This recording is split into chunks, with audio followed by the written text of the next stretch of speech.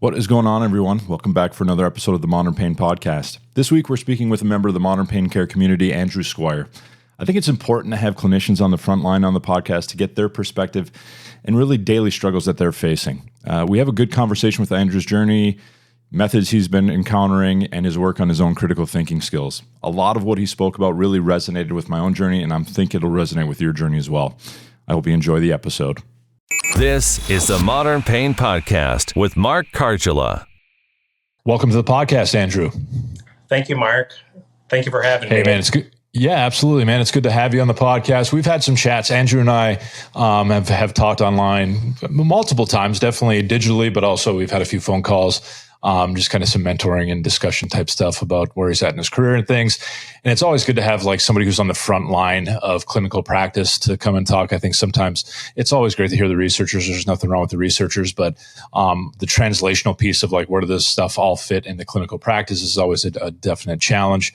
And there's so many things out there, and we'll talk today a little bit about some of the various methods. Having spoke to Andrew in the past, there's been some discussions of some of the methods he's come across, some of the similar ones that I've went through, and some of the struggles he's had as far as rectifying it with what current science and things will say. So we'll touch upon that in the podcast.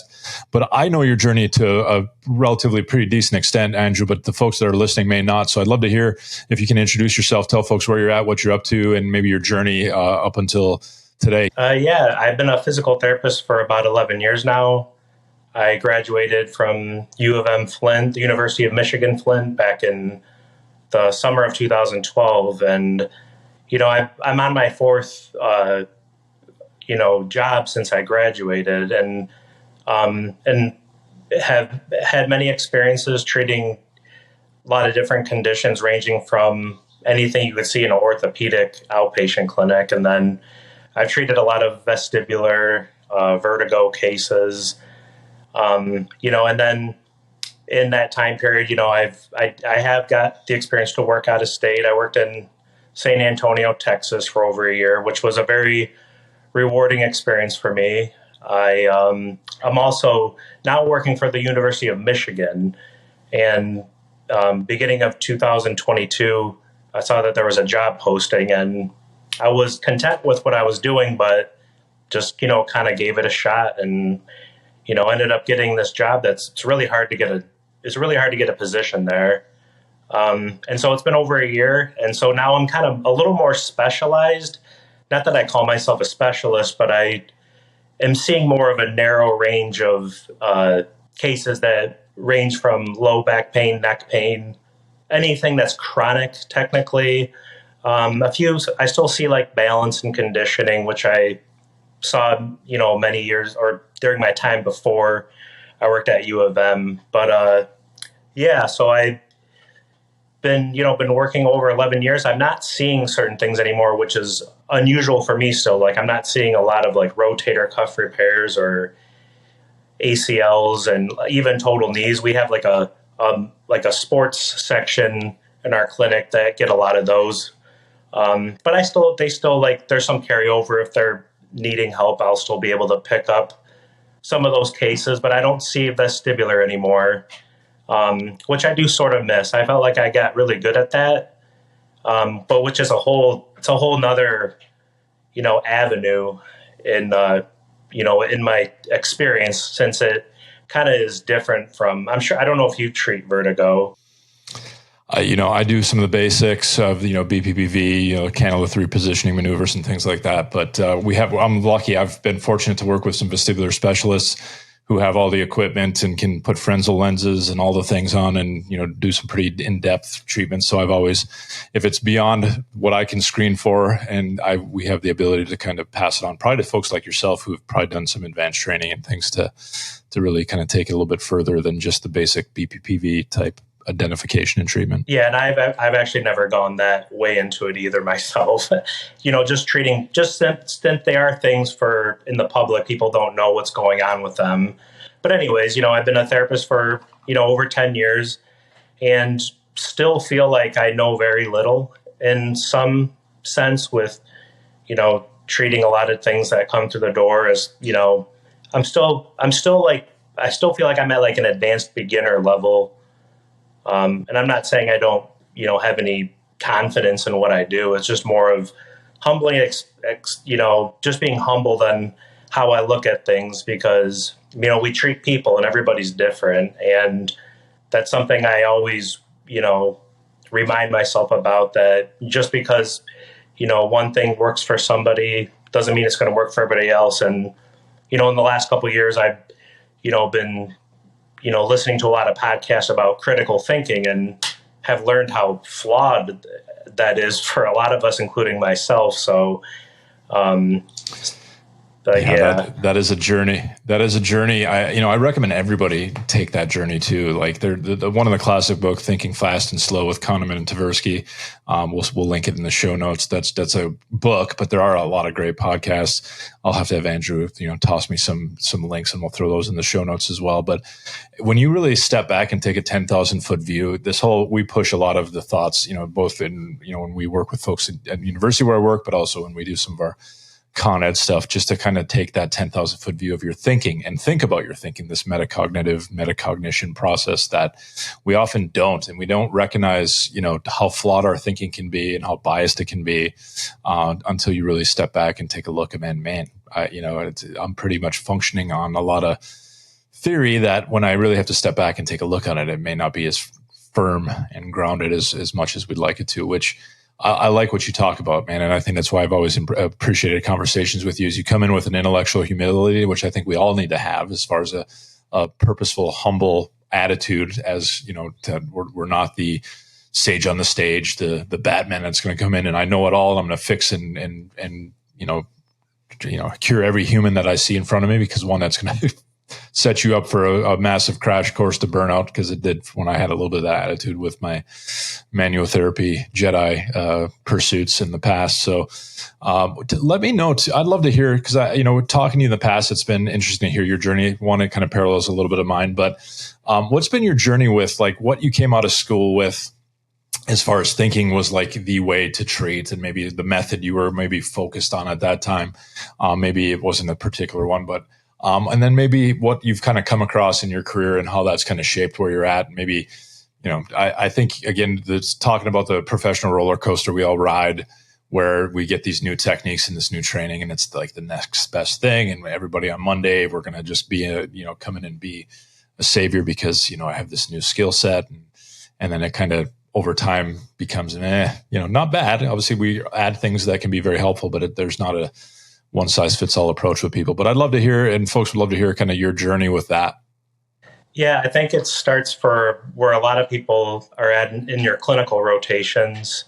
I did have a very, I had like 3 long clinical rotations, and one that sticks out to me was I worked with my clinical instructor and this clinic. The culture was everybody was trained in the University of St. Augustine courses, which I found to be very intensely detailed, and still I've never gone through any of those courses in person, but it's something I would still consider doing based on how my memory of how specific the manual therapy techniques were. But at the same time, even though they were all manual therapy trained, they were exercising a lot of their patients, 80 to 90% of the time. So a lot of it was like joint mobilization, manipulation focused, not a lot of soft tissue.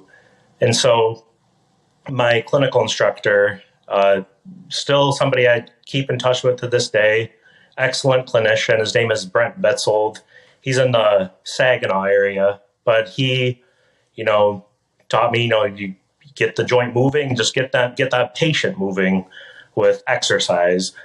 So he also kind of like challenged my thought process on, we were taught in my school about muscle energy techniques, the myofascial release and the trigger.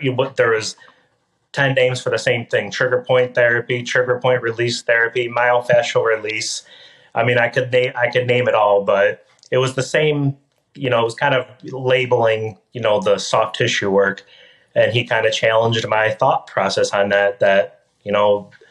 The research is scrutinizing a lot of that, and what you were taught may not be true scientifically. And this is probably with saying that, I'm sure me and you could go down a big rabbit hole with that discussion in itself. But yeah, so I graduated PT school, and then I did get the opportunity to, I did a manual therapy, paid, training through where I worked. And I got to learn a combination of joint mobilization, manipulation, myofascial work, and taping. But I think because this seed was planted in my head about, questioning what I know, I just always questioned, is this the best thing for the patient? And sometimes I've gotten myself into trouble with maybe, questioning that out loud to the wrong person. And, some people just get very defensive on these subjects. And, 11 years from now, 11 years from that time period, I probably would have changed how I said things, or, because trying to argue with someone to be right, it's not really what's to gain. So, I went through that, but then a year into my practice, they let us, they were offering like the McKenzie training. So they let like a few of us take it. I asked my clinic director, I said, can I please take this? Because I feel like I'm stalling with a lot of my low back pain patients. And he said, well, you can take it. We're not a McKenzie clinic, but can you host the course? And so, that wasn't too much to ask. It was just, the instructor came, I showed him where he could sit. I told people where they could eat. I passed out the flyers or the course packs and stuff like that. But the guy that taught, he practices in Syracuse, New York. And I think I got lucky because this teacher spoke to me because he had a very great sense of humor. He practiced with Robin McKenzie back in the 80s. And so he was way into it, where that's all he did. And for me, I liked that because I wanted to learn McKenzie, the McKenzie, approach from somebody that wasn't wishy-washy about it. So that kind of was another next phase of like how I started challenging the way I thought about in my treatment, for helping people. Sure. So I just we'll continue because I just to kind of get in with what you were talking about. It's interesting because I think I've talked about this on the podcast before. I used to actually actively dislike the McKenzie method. Mainly, I had come out of St. Augustine's training where it was very super specific. Some things definitely were helpful. Not saying it was, but I think a lot of science has kind of moved on past some of it. It was a little bit more in the old school, very segmentally specific, evaluate very segmentally specific, and really, things that were trained to, to think about with our hands that maybe now, back then, that was believed to be the way that we could do it. And it was, trained that way. But so again, not liking McKenzie because it went so far against everything that I was known. Like I had to get in there with my hands and wiggle and determine from a 0 to 6 scale what was the grade of mobility at each individual facet joint. And then I got these people who are just backbending and flexing people, and that's it. No segmental specificity at all. And then of course we cook up these thought processes of like, you're just creating stenosis and you're just smacking facets and you're just shearing on that CT junction with all these things, all founded in nothing but, fear and kind of insecurities, that we all carry as clinicians of like, we don't want our way challenged. And there's just, as you've mentioned, so many different ways to get about it. And it was interesting to hear you talking about your clinical instructor. Or your clinic director at the time. We're not a McKenzie clinic. I mean, it still amazes me how polarizing the McKenzie method is. Granted, there are folks that are a little bit too dogmatic and then that exists in any system to where they only see everything through that lens. And I mean, there's definitely, even in the McKenzie system, there's the categorization of other, which is a lot of things where you need more than just that in your toolbox. But as you kind of have progressed with McKenzie, one, how do you feel that it impact your practice? And then how is it, I think you got kind of labeled, and we talked about before we went on air here, if like you were the McKenzie guy, then that, you get kind of pigeonholed into this, system and things. How did that go for you? And kind of, how did you kind of look at that? And how have you feel like you've kind of evolved with that training? Well, when I came back from McKenzie I just, I applied it. I just gave it a shot with the patients I met. probably had, someone would say I have Monday morning syndrome, where my belief has changed. Maybe that's true. I mean, I didn't think, critically enough to know that's what was happening, but I had somebody with like bilateral, sciatic pain. Nothing I was doing was helping them. And then, I mean, maybe this is all like anecdotal, which it is anecdotal, but I don't know if this is what helped him specifically, but once I started having, him do repeated extension, his pain was gone. So that was like a starting point. But I think my colleagues saw me utilizing it, and I would say it's been more positive than negative. Some people would ask me, can you take a look at this person and see if what you're doing could help them? And really always enjoyed doing that. But I never went around calling myself a McKenzie therapist. And I had only done McKenzie A. I didn't even get to B yet. And I did them kind of spaced out. But I remember there was a resident. It was probably my third job, and I had probably gone through McKenzie C or D by the time I was like 6, 7 years out. And really nice guy, but he came up to me and said, "Oh, so I heard you're the McKenzie guy." I said, "Am I?" I didn't, I'm not, I mean, I don't have the credentials, so I can't really say that. So I've never said that, but I kind of always had this like reputation. A good friend of mine, he'll sometimes take a jab at me. He'll send me a text message about McKenzie doesn't work for this and that. And it's like supposed to insult me.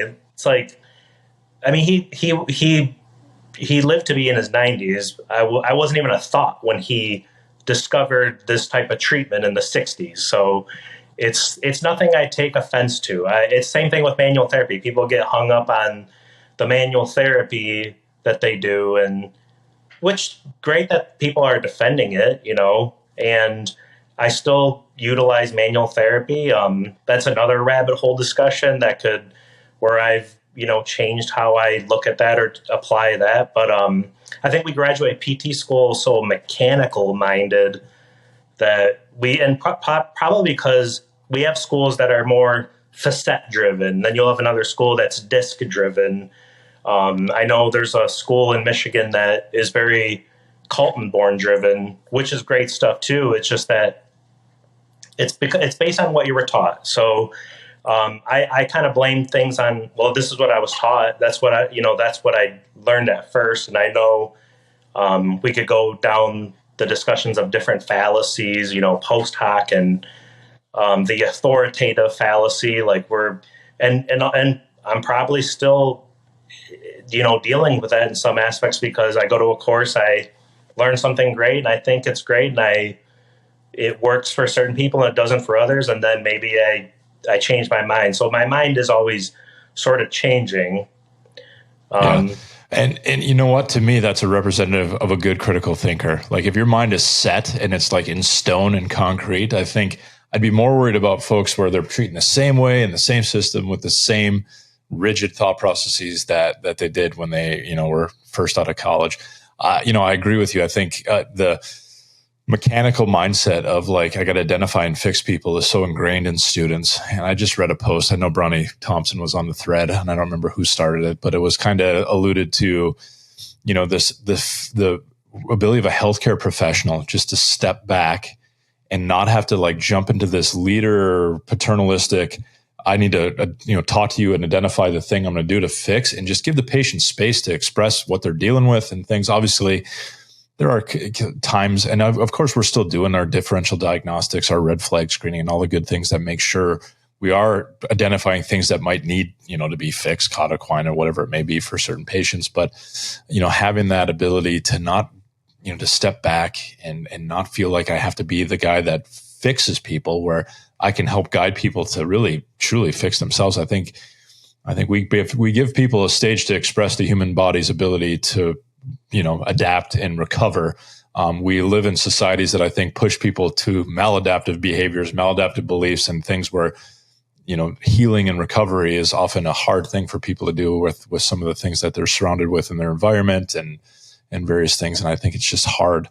With that being said, where we're talking about that stepping back and not having to be this person to fix, How's that kind of been with you? Like, what have you felt has helped you in that journey? It sounds like you're really not putting a lot of pressure on yourself to always have the answer and be perfectly correct and right. And you're humble in your encounters to where, there's might be a myriad of different ways that this might help somebody, or a myriad of different ways I can help this person. But how have you come to that point? Like, what were the things in your journey that maybe helped you kind of step back from Batman and maybe be more of that Alfred that we continuously talk about? And we rip off Rod Henderson. He listens maybe or not, I don't know. But Rod, we love you and we appreciate all the great stuff you've talked about in the past. But anyway, how's that journey went for you?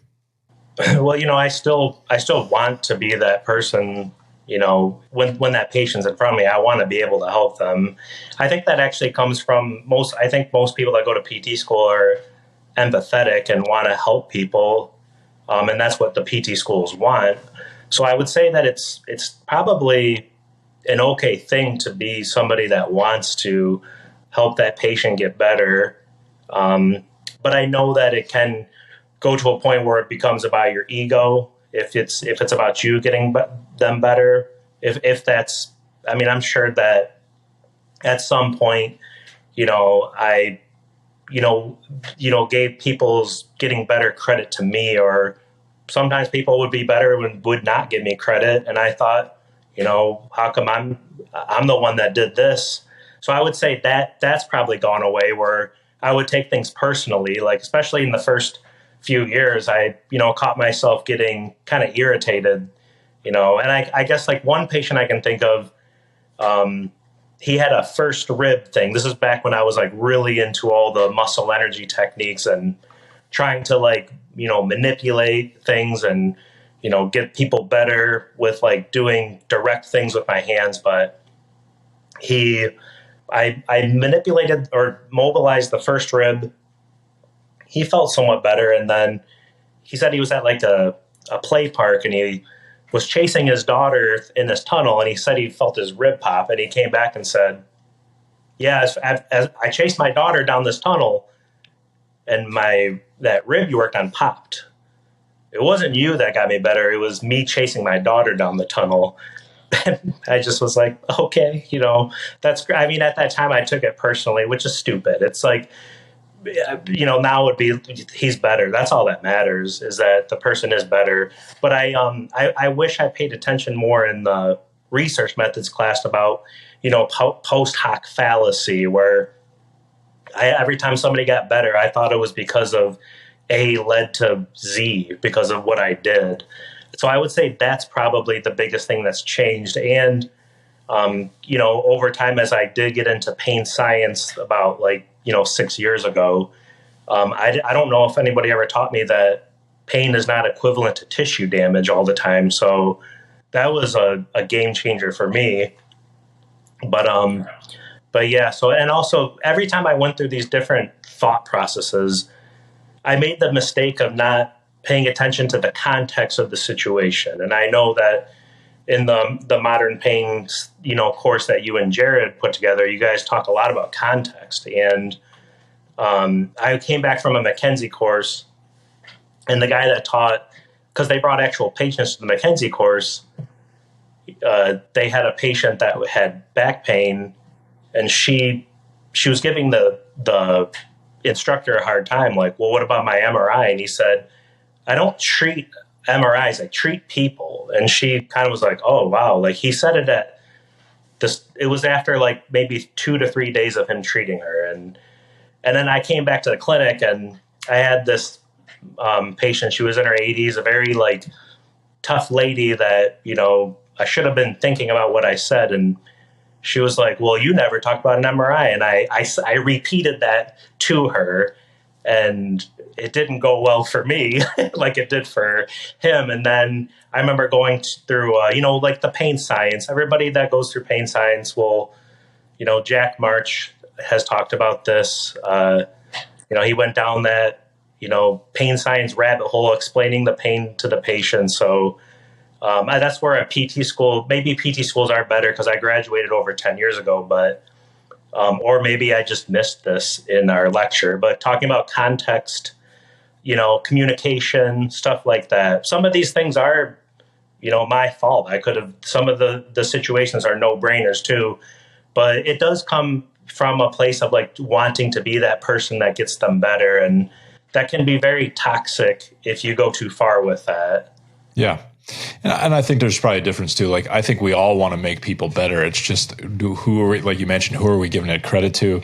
Does it need to be us being the hero of the story where we're doing some, this amazing manip, or look at oh man, I needled you in 14 different places. And, and all those things can change pain, and especially in the short term. And that might be the little hump that bumps somebody into a better direction, that gets people on a good path. There's nothing necessarily wrong with it as long as we understand the context around it. I know we had Chad Cook on last or a week or two ago, and spoke about, some of the different specific effects, contextual effects, clinician beliefs, and all these things. I just think we really create context implicitly that have a great impact on how people respond to what we do. I think being more aware of it, and being purposefully aware of it, being informative with patients about it, and not, relying on obviously just placebo to get people better. Obviously there's ethical and different discussions we can have around that. But, I also, with you talking about the pain science, things we share whenever I've taught courses, as far as,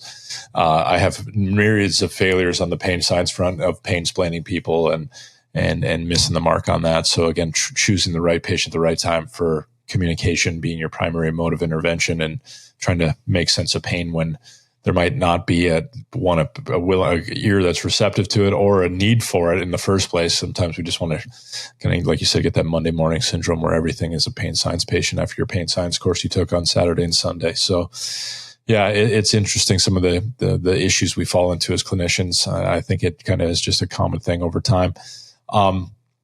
What would you say to like somebody, you're 11 years out from the fine University of Michigan, go Blue. I haven't graduated from there, but lifelong fan. Wife's a Buckeye fan. We won't talk about that just because I want my marriage to stay healthy, but it's been a good 2 years. We'll just leave it at that. What would you say to some clinicians coming out of, school? We've alluded to some of the challenges, like you really get trained in this very mechanical mindset of identify the problem and fix the problem. And yet the clinic shows us that doesn't always work. And a lot of times it doesn't work because the problem is much more than a mechanical only issue for a lot of people. Sometimes it is. And there's definitely time people will fracture, sprain ankles, and do things where it's very much a tissue driven issue, and they have very adaptive beliefs and behaviors around it. And there's not much to be explained on the pain front. It's just like, let's get people back in the world with, just good old traditional rehab. But how would you help a student who's coming to your clinic? Maybe it's a first year who's just started at the University of Michigan. They managed to squeak a job over there, even though it is a hard place to find a job. It's a great place to work from everybody I know that's worked there. What would you recommend they do to maybe prevent, some of the missteps you and I both have had in our careers to maybe shortcut some of the challenges that maybe you experienced?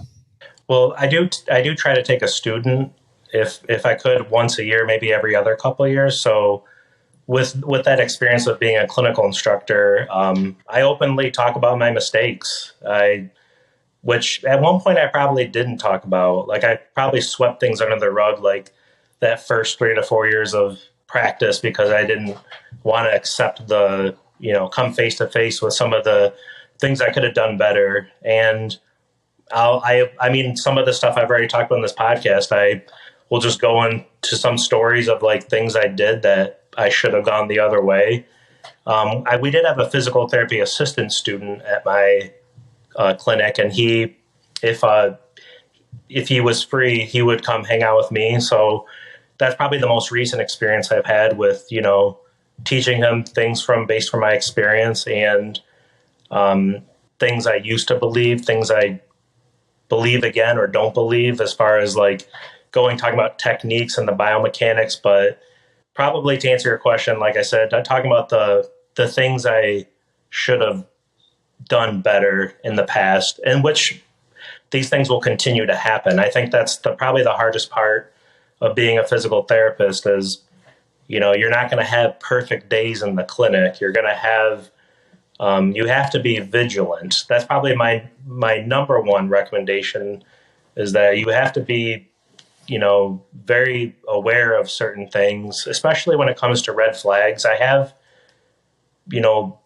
had situations where I sent someone to the ER or referred them to the urgent care, the ER, or, at my job, we have like a nurse team, and doing that has, helped that patient, where calling a doctor or sending a note. So I would just say that you got to be proactive. If you're reactive, this job's going to eat you alive, in my opinion.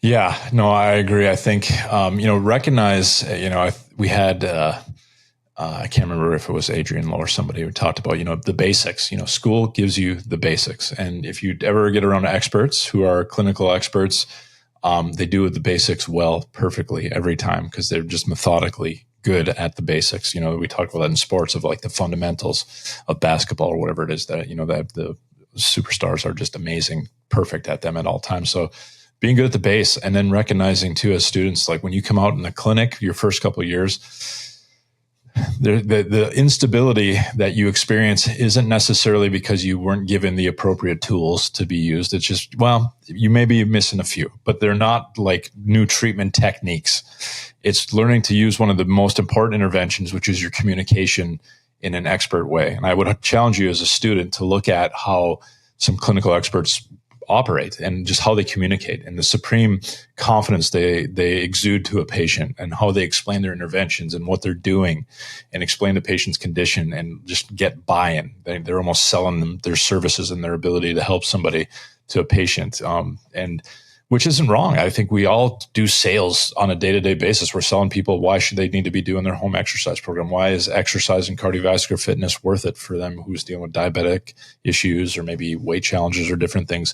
But I think prioritizing your interventions of like, maybe it's not the next needling course or manip course. Again, I'm not against any of those things. I think they've, as with most interventions, there are myriad of ways for short-term pain modulation, but we can do better.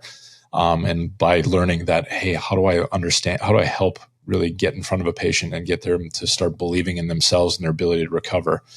Maybe it is some of those interventions that buy you some belief, but maybe you need to learn that skillful strategy to be able to take that belief and push a patient to where they're doing better than when they're just laying on your treatment plinth and when they're getting back in their lives. How's it been with you from like that transition to like being a very, I know we've spoke a little bit about this, maybe touched on in the past, where, a lot of our interventions or treatments were done on tables where patients were moving. I know you mentioned that you've been in some big exercise settings, but have you found any challenges in your practice to where trying to get patients from not wanting to lay, or be as a clinician, not somebody who I needed to like fix them on the bed, versus get them back towards things that point them towards some of their valued goals in life? Has that been a challenge for you?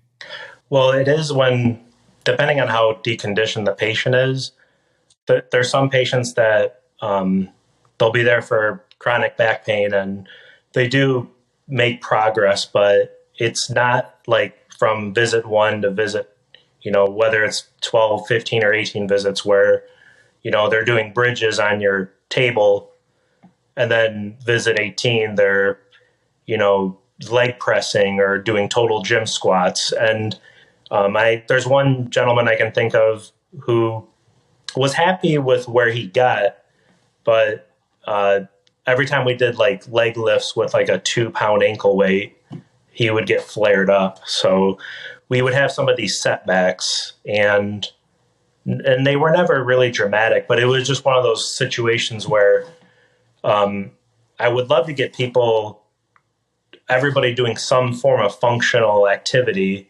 And then there's some cases where, in my opinion, you can do that with everybody, but to the point where they're monster walking across the gym, lunging, holding 5-pound, dumbbells in their hands. That's not going to be realistic for everybody that you see.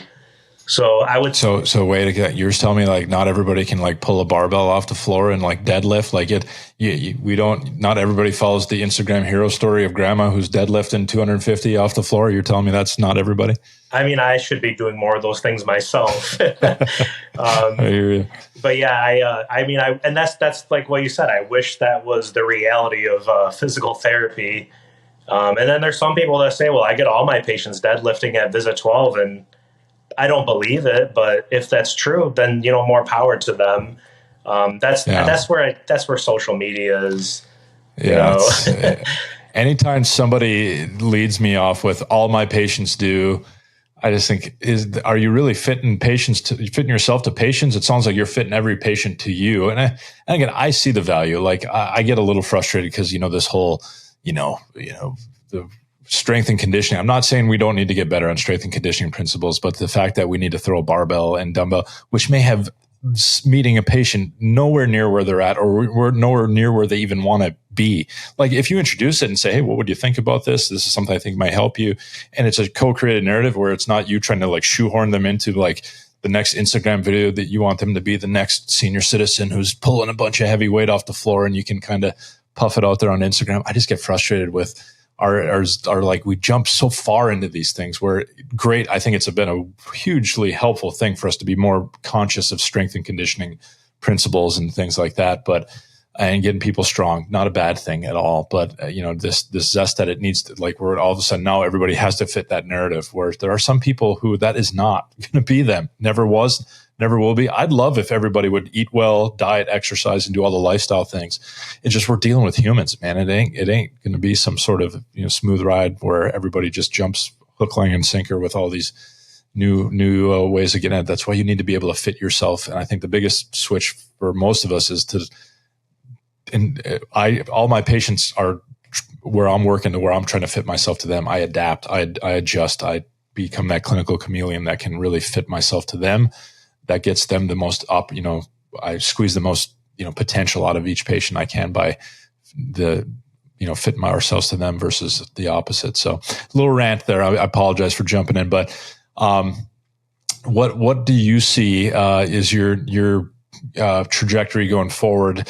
And what you see in the profession now, where do you feel like you need to, and maybe even just as a profession, where we need to improve our ability to help people? Anything you're thinking about personally, or maybe just as a whole in the profession? I mean, every day I'm just, slowly chipping away at like how I'm trying to become better at treating patients. I would say since I'm newer to U of M, I really kind of like, I don't know if I think about things in years, but over the next, 3 to 5 years, just continuing to, build. Since I had I was, my last job before this, I was there for 6 years. So I established, a clientele that, people would come back to me. So I sort of started over with it being in a different community.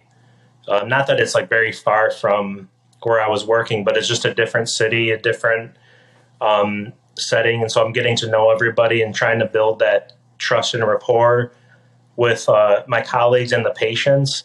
I have a student coming at the end of the year, and I'm looking forward to that. I've always had, so far, knock on wood, I've had really good physical therapy students, and I always learn a lot from them. They come out with like a kind of they refresh you on how you see yourself in this job, and so that's probably what I'll keep doing.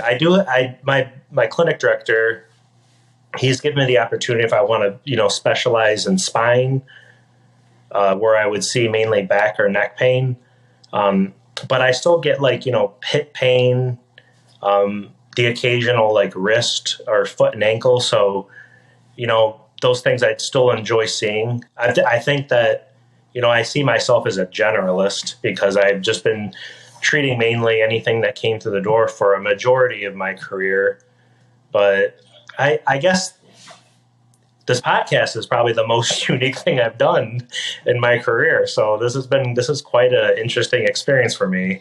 And no, man, you spoke about how this is your inaugural podcast. I'm happy that we were able to have you on and us be your inaugural podcast. Like I said, having an opportunity to get to know you and chat with you over some time has been, and just hearing you talk too, man, I think you have a great attitude, and I wish more PTs had a humble attitude and more of a, serving not only your patients, but you're giving back by, having students come in the clinic and mentoring them and, trying to help them not have to navigate as much of the struggles that you navigated and most other clinicians, like we've mentioned, navigate as well.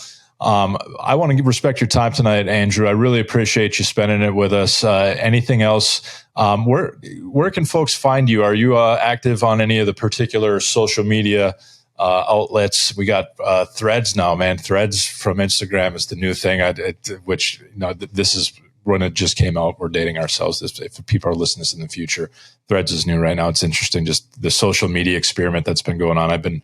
I jumped on it. It's just been a interesting. Social media is still a fascinating place, sometimes toxic, but we don't need to go into there. But where can folks find you, sir?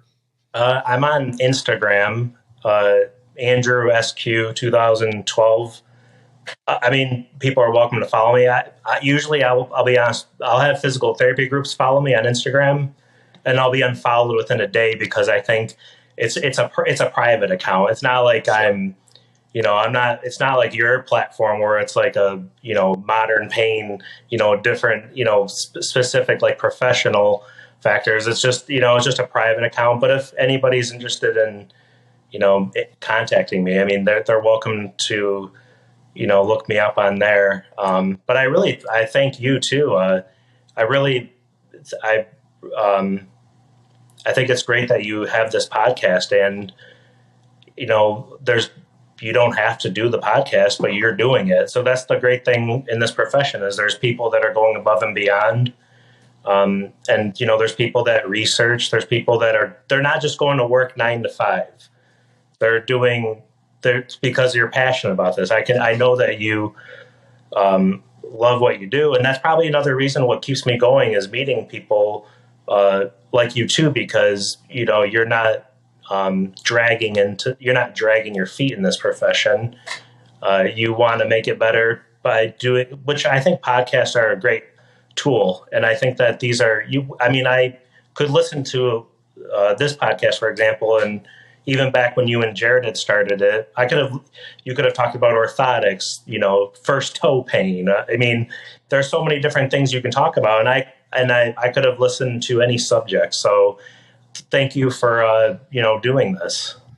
Well, I appreciate the kind words. It's been one of the things that I've been fortunate enough to find is something I'm passionate about. And I'm not probably a researcher. It's not something that really interests me of getting into biostatistics and all that stuff. Well, I'll probably do a little bit more of that, but I'm more interested in translating it to the folks like yourself, getting people where I can be that conduit of communicating this stuff to not only clinicians, we'll be pushing things to more of the patient sphere as well to help them better understand things. So really appreciate yourself listening and being a supporter of modern pain care over the years. Always a good discussion with you, Andrew. So appreciate your time tonight. Thank you, Mark. You're welcome, sir. So those of you listening, don't hesitate. We'd love to have you subscribe on some of your podcasts. If you're listening on audio, if you could leave a review, that would be even wonderful. For those folks on YouTube, subscriptions are always appreciated. That way we can get this message out to more people. But we would also love to hear any comments. What's been your struggles as you've grown as a clinician? What things resonate with you in this podcast? Would love to hear what you all think on the comments section there on YouTube. But I'm going to leave it there today. We will see you all on the next episode.